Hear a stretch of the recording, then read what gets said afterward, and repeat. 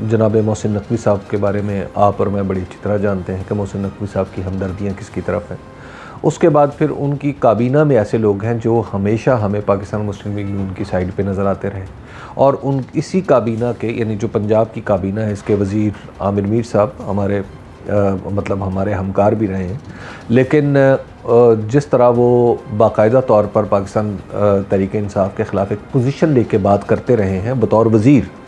تو وہ آپ کو ساری صورتحال ظاہر و باہر کر دیتا ہے۔ پھر ابھی حال ہی میں پنجاب حکومت نے ان تمام سکیموں کو، ترقیاتی سکیموں کو فنڈز فراہم کرنے کا فیصلہ کیا جو پاکستان مسلم لیگ نون کے ایم پی ایز نے دی ہوئی تھی۔ یہ بڑی شکایت ہے جی، اس کے بعد پھر جو پنجاب پولیس ہے جس طرح وہ بیہیو کرتی ہے، اور ہمارے آئی جی صاحب جس طرح باقاعدہ طور پر ایک جماعت کا نام، کبھی نام لے کے تو نہیں لیکن نام لیے بغیر سجسٹیو انداز میں اسے جھوٹا کہیں گے، اس کو کہیں گے پروپیگنڈا کرنے والا، تو اور پھر پولیس جو ہے جنرلی پولیس ہر اس شخص کو پکڑے گی جس شخص کے اوپر گمان ہے کہ یہ پاکستان تحریک انصاف کا ہے، اور پھر یہ شکایت عام ہوگی کہ پاکستان مسلم لیگ نون کے اراکین اسمبلی یا امیدواران اسمبلی وہ باقاعدہ طور پر فہرستیں فراہم کر رہے ہیں اور کارکنوں کی جو ان کے علاقوں میں ہے پاکستان تحریک انصاف کے، اور انہیں پولیس پکڑتی ہے، اور پھر پولیس نہ صرف پکڑتی ہے بلکہ جا کے ان کے گھروں پر اس طرح حملہ کرتی ہے جیسے کسی ملک دشمن کے گھر پر یہ چڑھ دوڑے ہیں۔ تو اس طرح دھاوا بولنا یہ پنجاب حکومت ہی کر رہی ہے نا، اور ہمارے وزیر اعلیٰ کے انڈر واچ ہو رہا ہے۔ تو جب یہ سب کچھ ہو رہا ہوگا تو کون کہے گا کہ یہ پنجاب حکومت جو ہے وہ ایک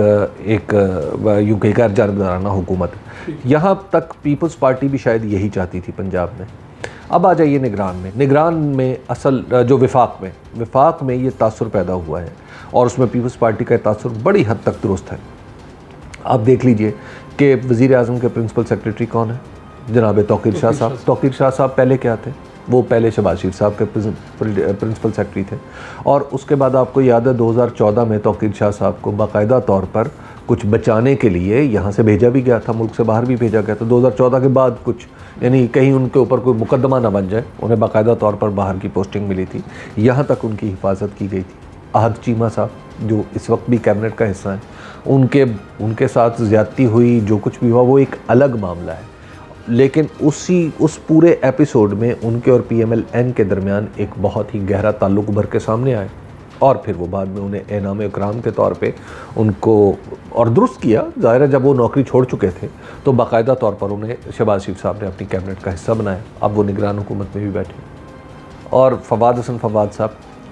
فواد صاحب کے بارے میں ہم سب جانتے ہیں کہ وہ نواز شریف صاحب کے بہت کانفیڈنٹ تھے،